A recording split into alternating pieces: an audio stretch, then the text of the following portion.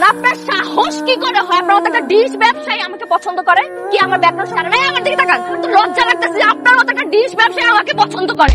তো মেয়েটা মানে মেনে নিত, কিন্তু আমার তো প্রফেশনের সমস্যা, আমরা তো ডিশ ব্যবসায়ী, এই জন্য মেয়েটা মানে মানে নাই। মাঝে মধ্যে আমার মনে হয় এর থেকে না জন্ম না ভালো ছিল। আব্বা,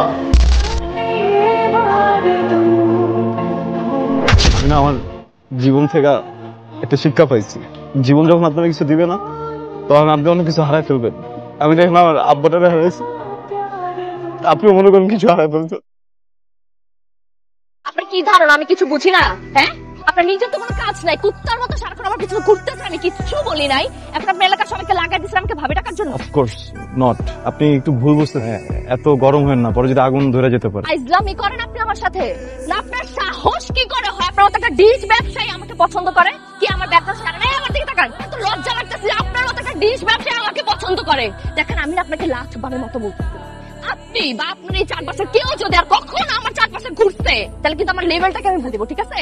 আর আপনি এরপর থেকে নিজের লেভেল অনুযায়ী কাউকে পছন্দ করবেন, এর উপরে না। আমি শুরু করছি। এটা কি হলো ওস্তাদ? কি হইব, যেটা সেটাই হয়েছে। ডিশ ব্যবসায়ী দুনিয়ার কোন মেয়ে পছন্দ করবে? কি হয়েছে? তোকে অস্থির দেখাচ্ছে তো। একটা সমস্যা হয়ে গেছে মা। আর ওই যে ডিশের ছেলেটা আছে না, ও এতদিন আমার পিছনে ঘুরঘুর করছে, আমি কিচ্ছু বলি নাই। তারপরও কি করছে, এলাকার সবাইকে বলে দিছে আমাকে ভাবি ভাবি ডাকতে, আমি তারপরও কিছু বলি নাই। আর আজকে কি করছে জানো, ওর মা আমাকে মার্কেটে পাইছে, পেয়ে যে দেখো আমাকে আন্টি পরে চলে গেছে, আমি কিছু বলতেও পারি নাই। এত বড় সাহস ডিশের বাচ্চা! আমি এক্ষুনি থানায় ফোন দিতেছি, পুলিশ এসে ধরে নিয়ে এখানে পেদানি দিবে না, হাড্ডি গুটি ভাঙবে, তখন সব ঠিক হয়ে যাবে। বাবা শোনো না, এখনই করার দরকার নেই কিছু। বলিস কি? এত দূর এগিয়েছে, মার্কেটে এসে তোকে আংটি পড়িয়ে গেছে। এই তুই আগে বলিসনি কেন?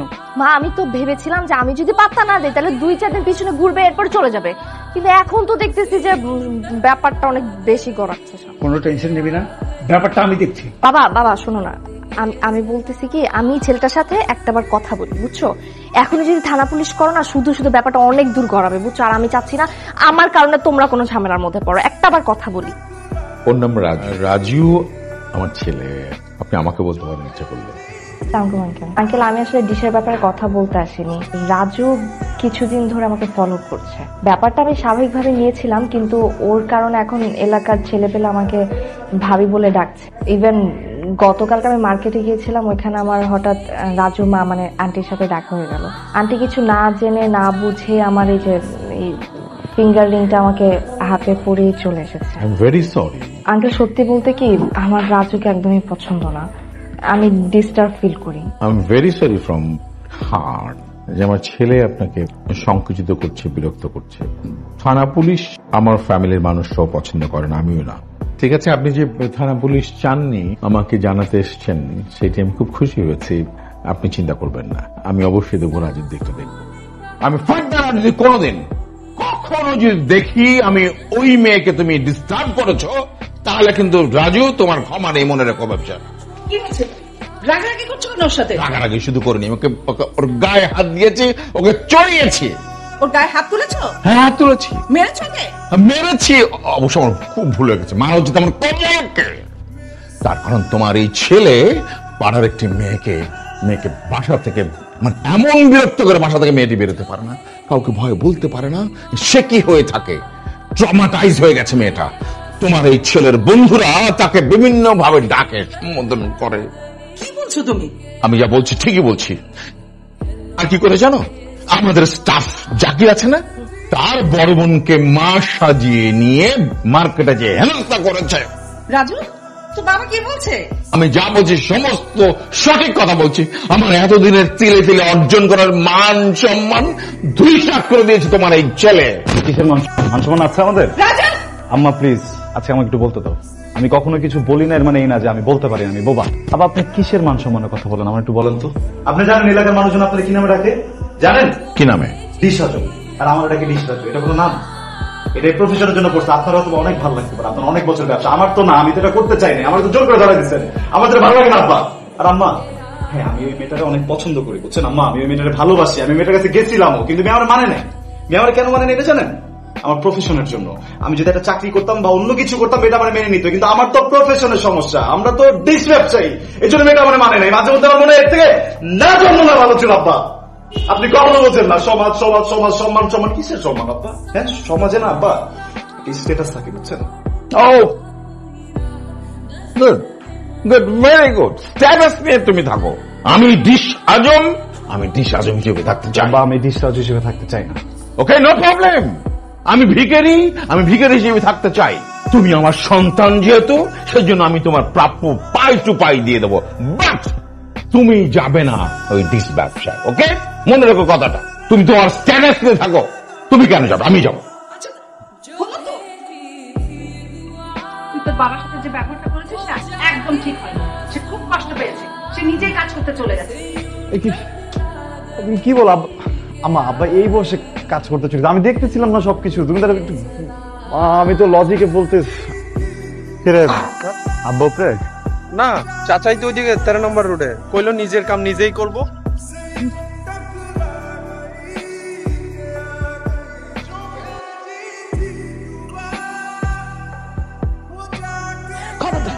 খবরদার তুই আমাকে স্পর্শ করবি না। আমি কোনো খুনি ছেলের মা না, আমার কোনো ছেলে নেই, ছিল না। আমি ডিশ ব্যবসার স্ত্রী, এটাই আমার একমাত্র পরিচয়।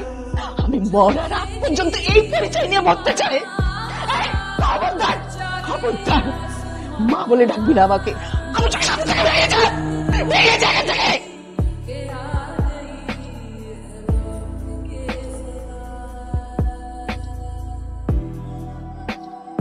সব আমার কারণে হচ্ছে।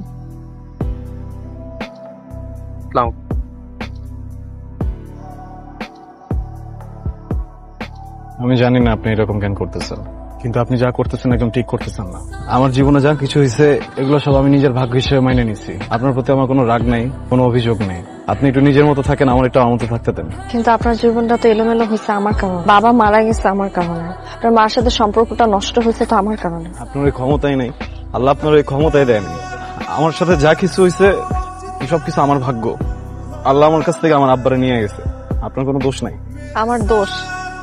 আপনার ডিশ ব্যবসা নিয়ে আমার কখনো কোনো সমস্যা ছিল না, বিশ্বাস করেন। আমার সমস্যা ছিল আপনার শিক্ষায়। আমি সবসময় চাইছি আমার লাইফ পার্টনার আমার থেকে উচ্চ শিক্ষিত হবে, আর অ্যাটলিস্ট আমার মতো শিক্ষিত হবে। আমার বাবাও শিক্ষিত ছিল, ব্যবসায়ী, টাকা পয়সা আছে, তাই নানা বিয়ে দিয়ে দিছে। কিন্তু আমার মা তো আবার উচ্চ শিক্ষিত। এই কারণে আমার বাবা কখনো আমার মাকে নিয়ে কোথাও যায় নাই, তার সাথে ভালো বিহেভ করে নাই, সবসময় একটা সন্দেহের মধ্যে ছিল। আমি না আমার লাইফে এরকম কিছু চাই নাই। আমি এই কারণে আপনাকে অ্যাভয়েড করছি, এছাড়া আর কোনো কারণ নাই। আমি বুঝতে পারছি, আপনার জায়গায় আমি হইলেও মনে হয় এটাই করতাম, আরো বেশি করতাম। আপনার কোনো দোষ নেই, আপনি যান। আমার আপনার উপরে কোনো রাগ নেই। কিন্তু আমার আছে। আপনি যখন আমাকে বিরক্ত করতেন তখন আমার খুব রাগ হতো, আমি আসলে অনেক বিরক্ত হতাম। কিন্তু এখন যখন আপনি আমাকে বিরক্ত করেন না, তখন আমি আরো বেশি বিরক্ত হচ্ছি। আমি তখন বুঝি নাই আমার রাগ হয়েছে, আমার অভিমান হয়েছে। এখন যখন আমি আপনাকে পাচ্ছি না চারপাশে, তখন আমি বুঝতেছি যে আমি আসলে ভালোবাসি আপনাকে। এটা এখন বলা তো আসলে সম্ভব না, বুঝছেন। আমি না আমার জীবন থেকে একটা শিক্ষা পাইছি। জীবন যখন আপনারা কিছু দিবে না, তখন আপনি অনেক কিছু হারাই ফেলবেন। আমি দেখেন আমার আব্বাটারে হারাইছি, আপনিও মনে করেন কিছু হারাই ফেলছেন। হারাইতে চাই, আপনাকে থাকতে পারবো না। আমি ভালোবাসি আপনাকে। আমি আপনাদের কেমনে নিয়ে যাবো? ধরেন আমি আপনারা নিলাম, হ্যাঁ, নিয়ে আমার বাসায় নিয়ে গেলাম। আমার মা কি মানবে? আমার মা বুঝতেছে যে আপনার কোনো দোষ নেই, আমিও বুঝছি, সবাই বুঝছে আপনার কোনো দোষ নেই, কিন্তু আমার মা তো এটা মানবে না। আপনি মানাইতে পারবেন? আপনি তো মানাইতে পারবেন না। মনে করেন আপনার আমার ভালোবাসাটা একটু অন্য রকমের। মানুষ আছে না, চাঁদ থেকে চাঁদের দিকে তাকায় থাকে, চাঁদ দেখতে ভালোবাসে। ওই ভালোবাসে কোনো মিল আছে? কোনো মিল তো নাই। মনে করবেন যে আমাদের ভালোবাসাটা ওই রকম, আমাদের কোনো মিল নাই। আপনি আমার ভালোবাসলে দূর থেকে আমার মনে করেন। আপনি যখন রাস্তা দিয়ে যাবেন, আপনি রাস্তা দিয়ে যাওয়ার সময় যদি কোনো দেখেন যে আপনার হঠাৎ করে একটু মুচকি হাসি আসছে, আপনি ভাইবেন না আমি আপনার ভালো কিছু ভাবতেছি, আমি আপনার মনে করতেছি। তখন যদি ইচ্ছা হয় আপনি আমার মনে করেন।